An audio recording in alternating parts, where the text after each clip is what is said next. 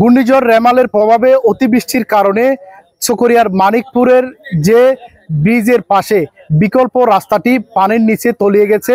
দর্শক নিশ্চয় জানেন, 1 বছর পূর্বে ঘূর্ণিঝড় হামুনের তাণ্ডবে মানিকপুরের যে পাইতং খালের উপর নির্মিত সেতুটি ভেঙে যায়, যার ফলে এই এলাকার হাজার হাজার মানুষ দুর্ভোগে পোহাচ্ছেন।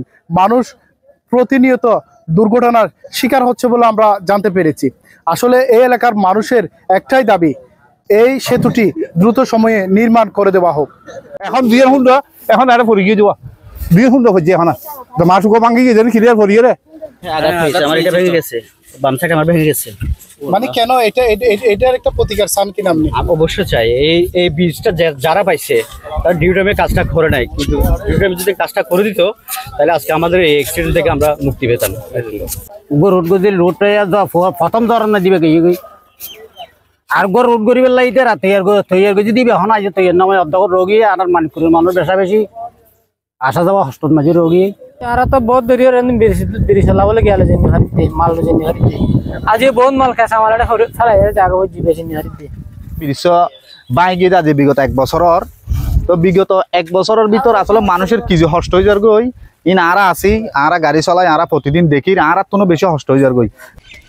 যেখানে নতুনভাবে তৈরি করা হচ্ছে বেইলি ব্রিজ, এই ব্রিজের কাজ নির্ধারিত সময়ে শেষ না হওয়ায় মানুষ চরম বেকায়দায় পড়েছে। ঠিকাদার জানান ব্রিজের কাজ প্রায় শেষ, কিন্তু সংযোগ সড়কের কাজে বাধা দেওয়ায় কাজটি বন্ধ রয়েছে। ব্রিজ থেকে নামার জন্য যে অ্যাপ্রোচ করতে হবে, অ্যাপ্রোচের এক পাশে হয়ে গেছে, অন্য পাশে যখন হচ্ছে তখন ওইখানে লোকজন এসে বাধা দিছে, যারা কাজ করতেছে তাদেরকে বাধা দিছে, বাধা দিয়ে বলতেছে এগুলি সরকারি জায়গা না, এগুলি আমাদের কতিয়ানি জায়গা, এখানে কাজ করতে হলে চেয়ারম্যানের অনুমতি লাগবে, চেয়ারম্যানও যদি বলে এখানে কাজ করতে পারবেন। স্থানীয় চেয়ারম্যান জানান পুরাতন ব্রিজটি ভেঙে যায় 1 বছর পূর্বে, পরে যোগাযোগ সচল রাখার জন্য বিকল্প সড়ক তৈরি করা হয়। ঘূর্ণিঝড়ের প্রভাবে সড়কটিও ভেঙে যায়, দ্রুত এর সমাধান দরকার। গত মহার আমলে ব্রিজটা ভেঙে গেছিল, তাৎক্ষণিকভাবে এলজিডি এবং উপজেলা ইঞ্জিনিয়ার এবং তৎকালীন উপজেলা ইঞ্জিনিয়ার এবং উপজেলা নির্বাহী কর্মকর্তার সহযোগিতায় আমি তাৎক্ষণিকভাবে অস্থায়ী ব্রিজটা তৈরি করে দিয়েছিলাম। ওটা দিয়ে মানুষ যাতায়াত করতেছে, কিন্তু এর মধ্যে টেন্ডার হয়েছে বেলি ব্রিজটি করার জন্য, কিন্তু ঠিকাদার কচির হলে উনি কাজ করতেছে না, অফিসের লোকেরা কাজ করতেছে, কিন্তু তারা বাস্তবায়নটা করতেছে না।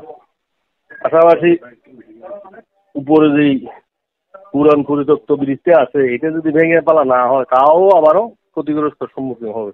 এই ব্রিজ তৈরি করলেই ওইটা ভেঙে যাবে, ওই ব্রিজটা যদি অপসারণ করা না হয়। চকরিয়ার মানিকপুর থেকে সাইফুল ইসলাম সাহেব, TTN।